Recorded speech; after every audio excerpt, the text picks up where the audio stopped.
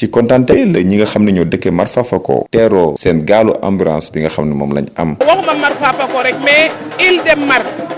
ñun ñëpp ñoo si kontaante ndax yenn saay malade toll foo xam ne bu ñu bëggee jot Diofior dina metti bu ñu bëggee jot Fimela dina metti xam nga ne balaa ngay jot saret bay jot gaal bay jot oto lu ne xëj na ci. boo fi doon matu pour ñu jàllale la day metti si ñun lool dañu jóg ci guddi gi di wër bolom gaal di wut essence di wut def lu ne malade bi sonn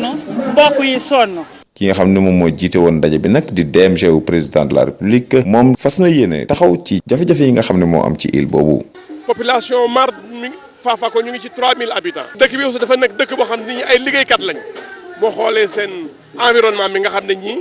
ñu jàmbaare lañ te ku leen jàppale ñu dem. ambulance bi nag mën nañu wax ni dafay tontu woote bi nga xam ne moom la population woon seen maire ci mu amal leen ambulance bu ni mel. ambulance bi xanaa sant ci yàlla rek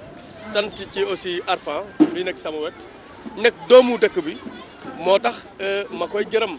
parce que noonu la ñuy jàppale élu di encourager aussi partenaires yi di leen di jokkatalal loxo parce que aussi ñun bu ñuy yokkul favoriser coopération décentrale du sotti